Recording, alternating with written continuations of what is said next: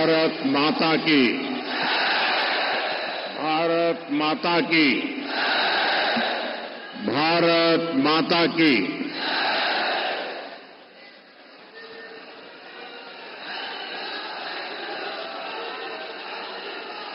प्रभू श्री रामचंद्राच्या पावन भूमीमध्ये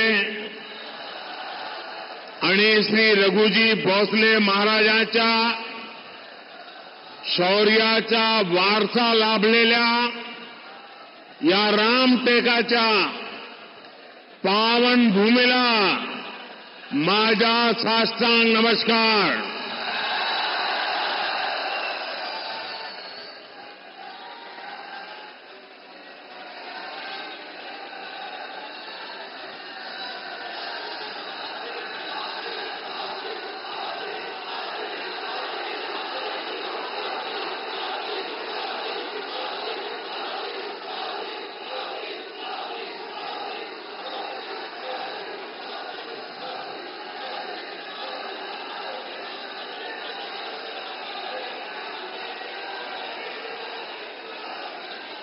क्या वो छोटी बालिका राम बन के आई है क्या?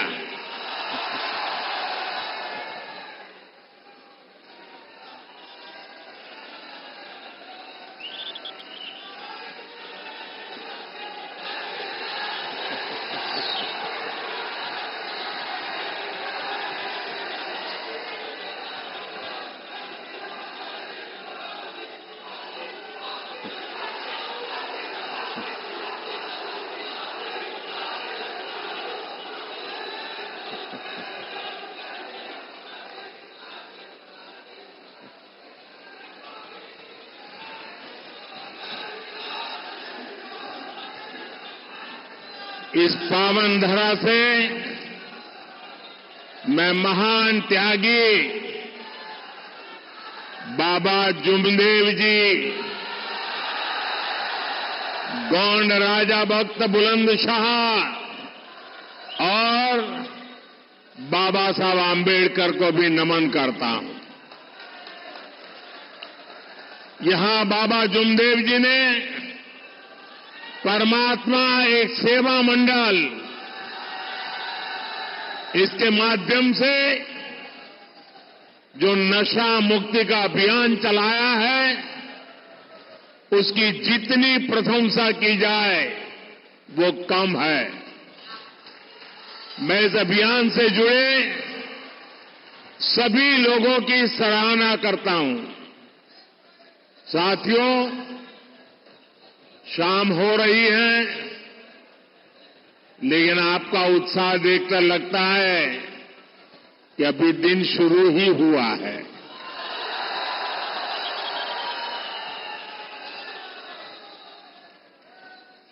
ये आपका उत्साह उमंग को एक बार फिर अपनी जरा मोबाइल की फ्लैश लाइट कीजिए।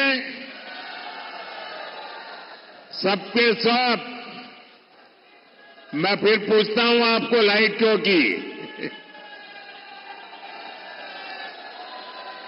ये आपकी फ्लैश लाइट से आपके आशीर्वाद सीधे सीधे यहां पहुंच रहे हैं।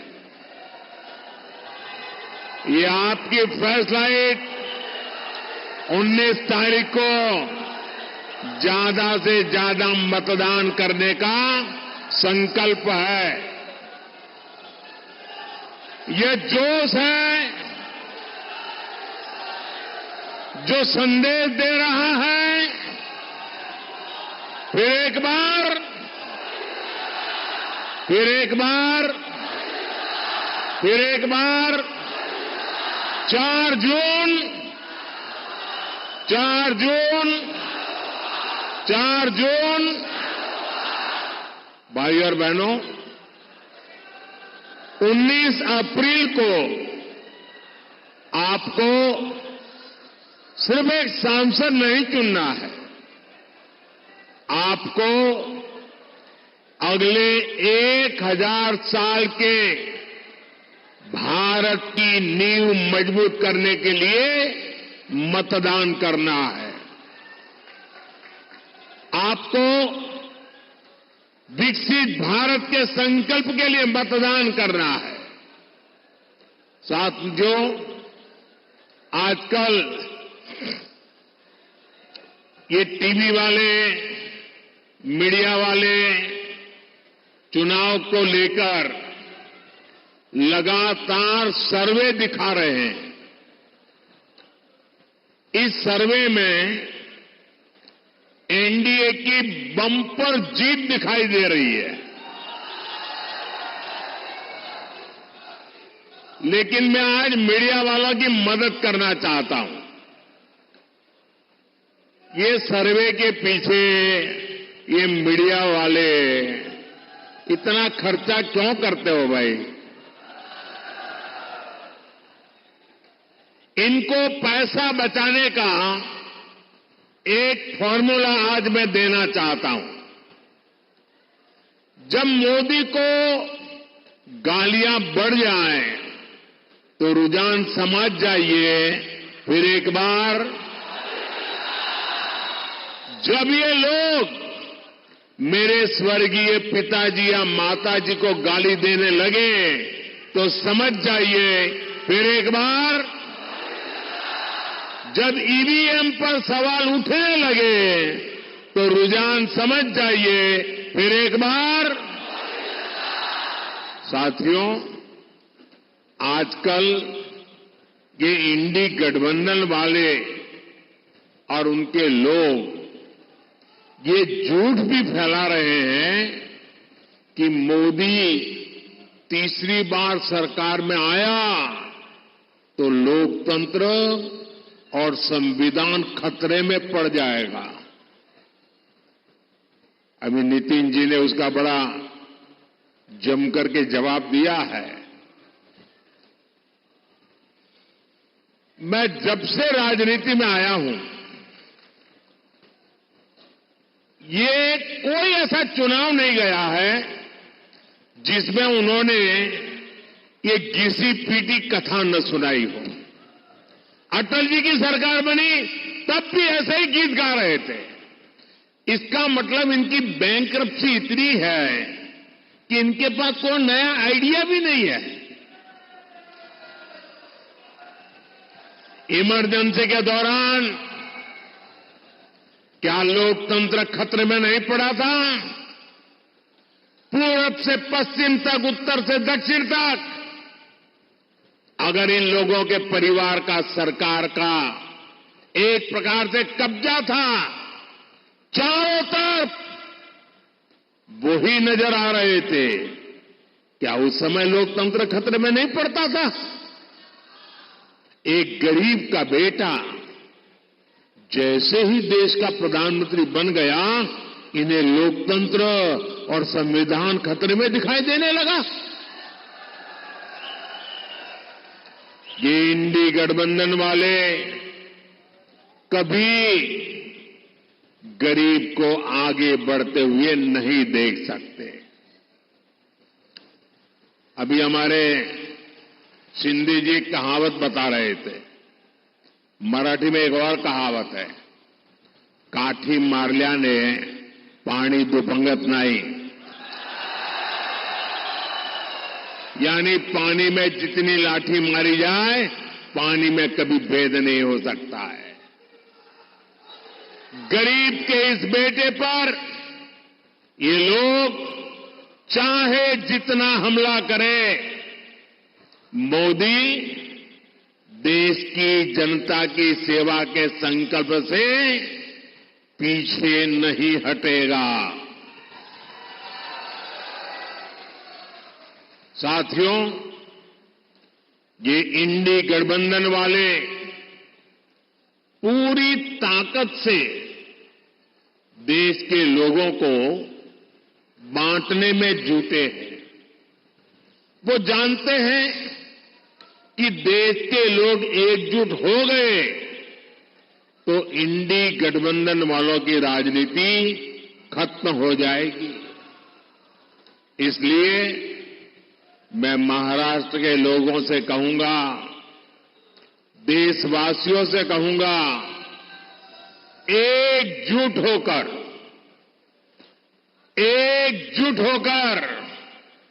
देश के नाम पर वोट दीजिए। ये इंडी गठबंधन वाले ताकतवर हुए तो देश को खंड खंड कर देंगे। आज भी ये एक समाज को दूसरे समाज से लड़ाने में कोई कसर बाकी नहीं छोड़ रहे। आज भी ये भारत की संस्कृति को निशाना बनाना, उसका कोई मौका नहीं छोड़ते।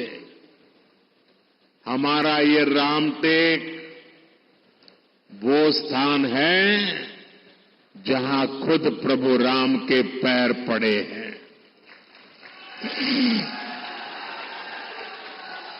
इस बार रामनवमी पर अयोध्या में हमारे रामलला टेंट में नहीं, भव्य मंदिर में दर्शन देंगे।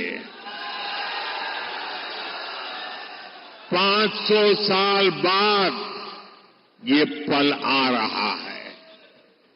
सो रामटेक को, पूरे महाराष्ट्र को, पूरे देश को अद्भुत आनंद हो रहा है। लेकिन हम ये न भूलें कि जब प्राण प्रतिष्ठा का अवसर आया तो इन इंडी गठबंधन वालों ने इसका भी बहिष्कार किया, निमंत्रण को ठुकरा दिया। ये लोग सनातन पर हमले करते हैं, सनातन को खत्म करने की सौगंध लेने वालों के साथ रैलियां करते हैं।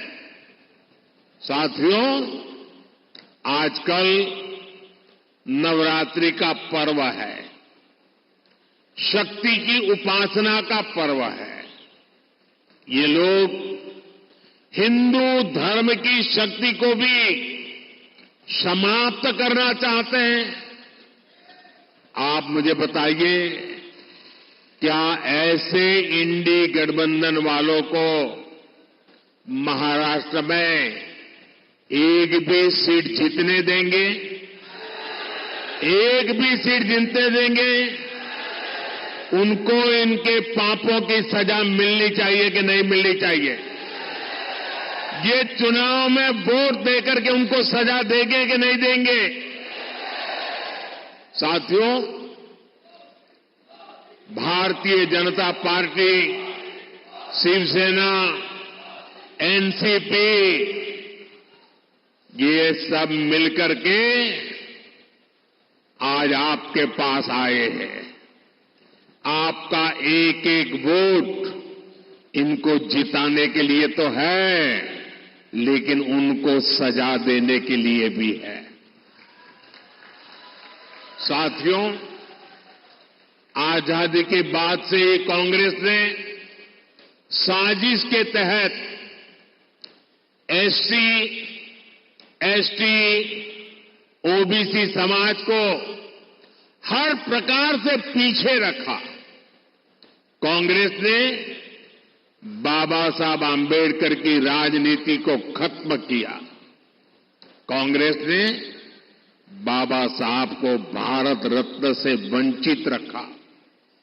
जब बीजेपी के समर्थन से केंद्र में सरकार बनी तो बाबा साहब को भारत रत्न दिया गया।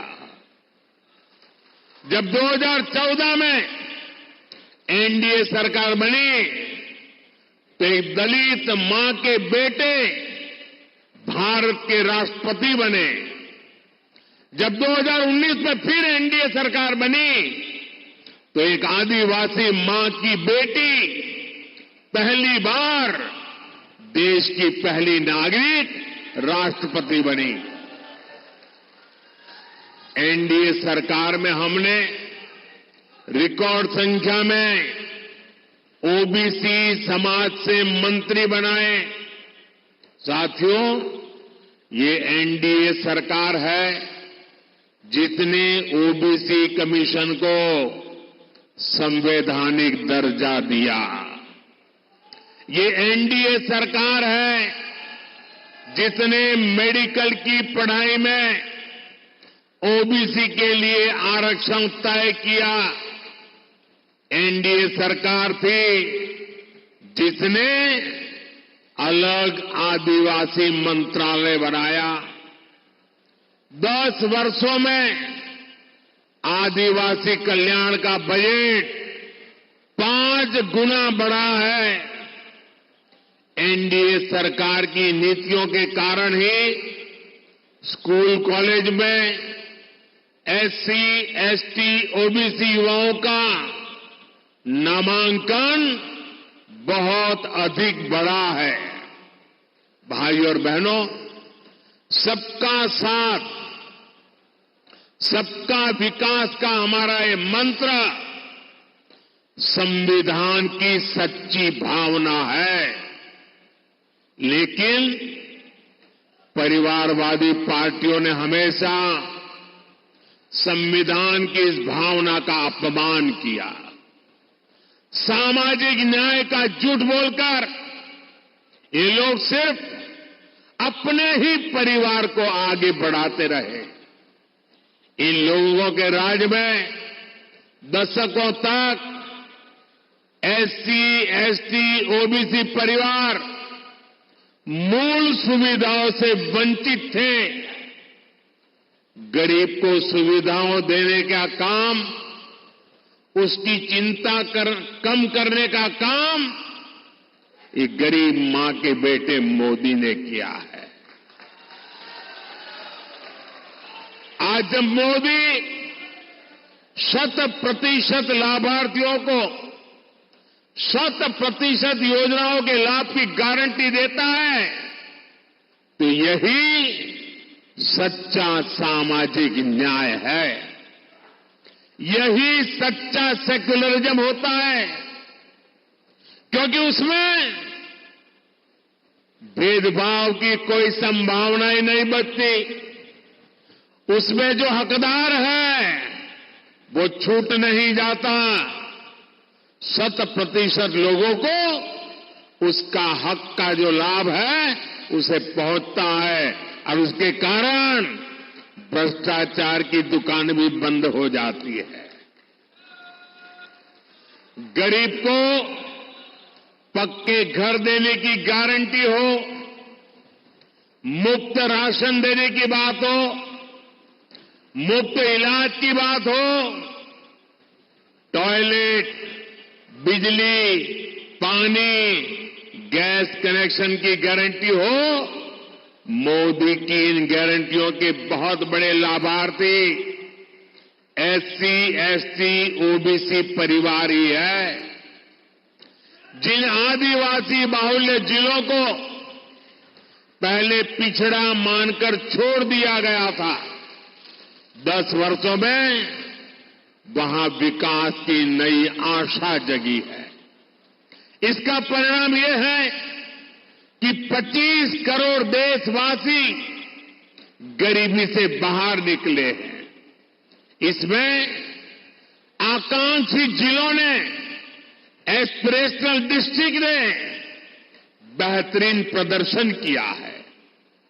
इसलिए मैं कहता हूं कि जब नीयत सही तो नतीजे भी सही।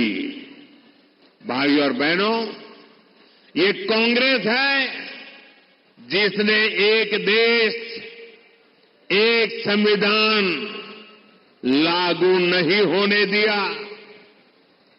ये आज संविधान के नाम पर झूठ फैलाने वाले लोग, मैं उनको सवाल पूछता हूं, अगर आपके लिए संविधान इतनी अहमियत थी तो आपने बाबा साहब आंबेडकर के संविधान को पूरे हिंदुस्तान में लागू करने की हिम्मत क्यों नहीं दिखाई? 70-75 साल तक बाबा साहब आंबेडकर का संविधान पूरे हिंदुस्तान में लागू नहीं हुआ था। कौन जिम्मेवार है? जिम्मेवार है? कौन जिम्मेवार है? ये मोदी है जिसने कश्मीर से कन्याकुमारी बाबा साहब आंबेडकर के संविधान को लागू करके दिखाया। कांग्रेस ने जम्मू कश्मीर में अलगाव और आतंक को हवा देने वाला आर्टिकल 370 बनाए रखा। जम्मू कश्मीर का संविधान अलग था, हम सबका संविधान अलग था। 370 की एक दीवार खड़ी कर दी गई थी और मोदी ने जब कहा 370 हटानी है तो कहते थे आग लग जाएगी। कहीं आग लगी भाई? आग लगी क्या? 370 हटी कि नहीं हटी? कश्मीर में संविधान लागू हुआ कि नहीं हुआ? बाबा साहब आंबेडकर की आत्मा जहां होगी आज मोदी को और हम सबको आशीर्वाद देती होगी। लेकिन मोदी ने जब आर्टिकल 370 हटाया तो कांग्रेस के अध्यक्ष क्या कहते हैं? सुना है आपने? कांग्रेस के अध्यक्ष कहते हैं कि ये मोदी जहां जाते हैं वहां 370 बोलते हैं। अरे भाई इसका 370 का राजस्थान में क्या लेना देना, आंध्र में क्या लेना देना? ये 370 हटाने से देश को फायदा क्या हुआ? क्या ऐसी भाषा कभी हम सुन सकते हैं क्या? ये भी कांग्रेस की दलित, आदिवासी, महिला विरोधी और वोट बैंक की राजनीति का जीता जागता प्रमाण है। मैं आपको समझाता हूं, आर्टिकल 370 हटने से जम्मू कश्मीर में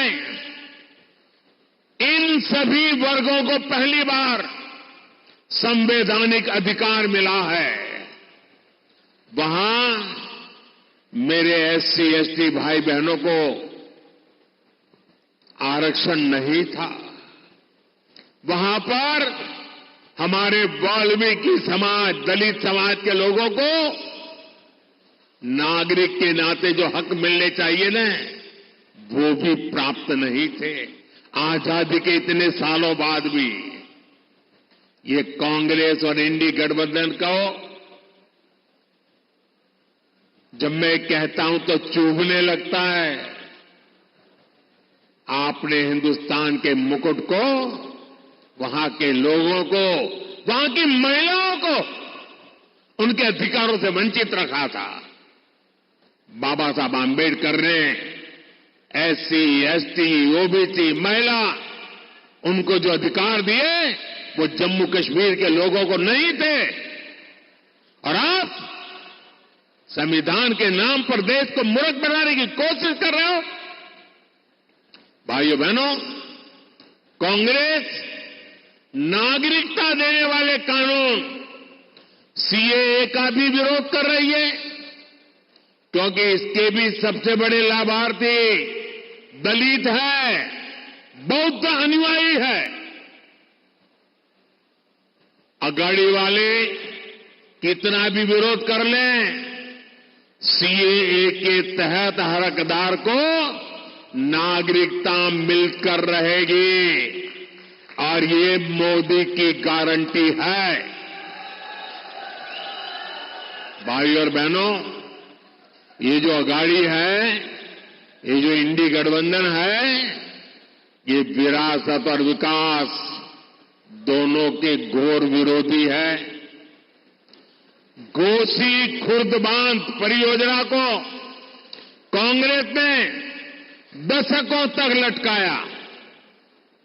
इससे किसानों को कितनी मुश्किलें हुई। जब आपने एनडीए की महायुति की सरकार बनाई, तब इस पर तेजी से काम शुरू हुआ। इससे गोंदिया, भंडारा, चंद्रपुर और नागपुर जिलों के लाखों किसानों को लाभ हुआ। यहां पीने के पानी और सिंचाई के पानी के लिए एकनाथ जी, देवेंद्र जी और अजीत जी की टीम शानदार काम कर रही है, रात दिन काम कर रही है। हर घर नल से जल पहुंचे, मोदी की इस गारंटी को पूरा करने में ये मेरे साथी दिन रात जुटे हुए हैं। साथियों, विकसित भारत के निर्माण में हमारे किसान एक मजबूत स्तंभ है।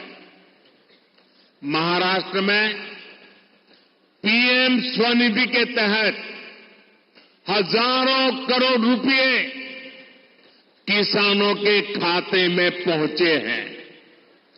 आने वाले 5 सालों में हम दलहन और तिलहन में आत्मनिर्भर होना चाहते हैं।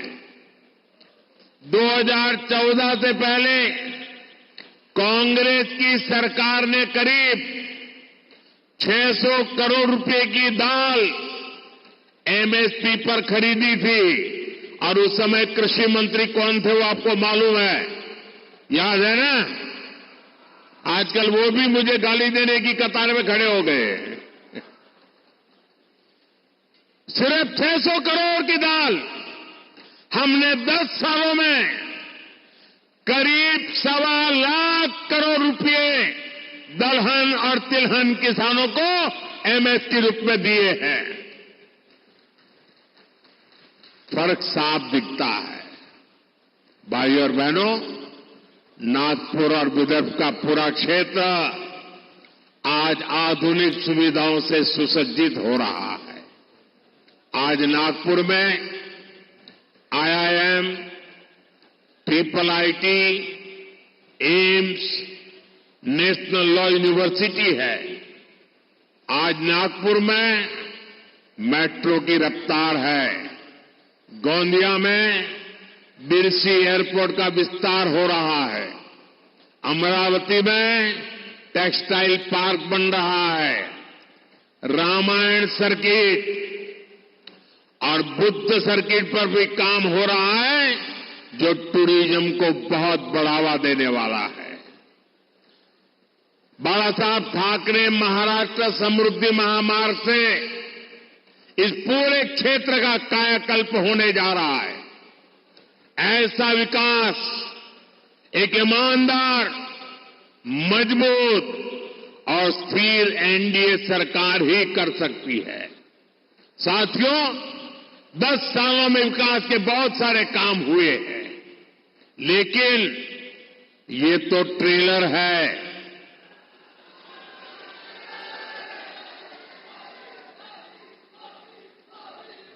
आजकल बड़ी बड़ी होटल में कोई खाना खाने जाता है ना, तो शुरू में थाली आने से पहले एपेटाइजर आता है।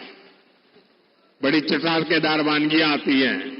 कभी कभी लगता है यार इसी से तो पेट भर गया, लेकिन आपको मालूम है वो एपेटाइजर होता है, थाली आनी बाकी है। ये 10 साल में मैंने जो काम किया है ना, वो तो एपेटाइजर है, अभी तो थाली आनी बाकी है। आने वाले 5 साल में हमें देश को, महाराष्ट्र को बहुत आगे ले जाना है और इसके लिए मेरे साथियों, मैं आपको गारंटी देता हूं, आपका सपना ये मोदी का संकल्प है। मैं आपको गारंटी देता हूं, हर पल देश के नाम, हर पल आपके नाम, 24/7 फॉर 2047।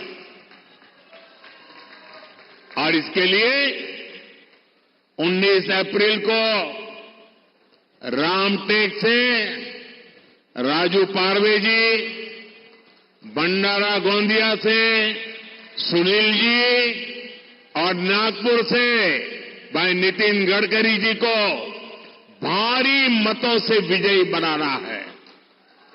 एनडीए के हर कैंडिडेट को मिला वोट मोदी को मजबूत करेगा। लेकिन इसके लिए मेरी एक अपेक्षा है, पूरी करोगे? जरा सबके सब बताइए, पूरी करोगे? गर्मी कितनी ही क्यों न हो, कितनी ही गर्मी क्यों न हो, सुबह सुबह ज्यादा से ज्यादा मतदान करना है। करोगे? लोगों से मतदान करवाओगे? मतदान के पुराने सारे रिकॉर्ड तोड़ोगे? मेरा एक और काम है, करोगे? हमें हर पोलिंग बूथ जीतना है। जीतोगे? हर पोलिंग बूथ जीतना है इस बार। हर पोलिंग बूथ का रिकॉर्ड तोड़ना है। तोड़ोगे? अच्छा, मेरा एक और काम है, करोगे? ये मेरा पर्सनल काम है, करोगे? पक्का करोगे? देखिए, आप चुनाव प्रचार में घर घर जा रहे हैं, तो लोगों को जरूर घर में जाकर के बताना कि मोदी जी रामटेक आए थे और मोदी जी ने आप सबको राम राम कहा है। मेरे राम राम पहुंचा दोगे? हर घर में पहुंचा दोगे? जब माताओं बहनों को, बुजुर्गों को मेरा राम राम कहोगे ना, तो वो मुझे आशीर्वाद देंगे। वो आशीर्वाद मुझे ऊर्जा देता है आपके लिए जीने के लिए, आपके लिए जूझने के लिए, आपके लिए दौड़ने के लिए, आपके लिए दिन रात खपाने के लिए मुझे वहां से ताकत मिलती है। और इसलिए ये मेरा व्यक्तिगत काम है। आप घर घर जाकर के हर एक को मेरा राम राम पहुंचाओगे? पक्का पहुंचाओगे? मेरे साथ बोलिए, भारत माता की, भारत माता की, भारत माता की, वंदे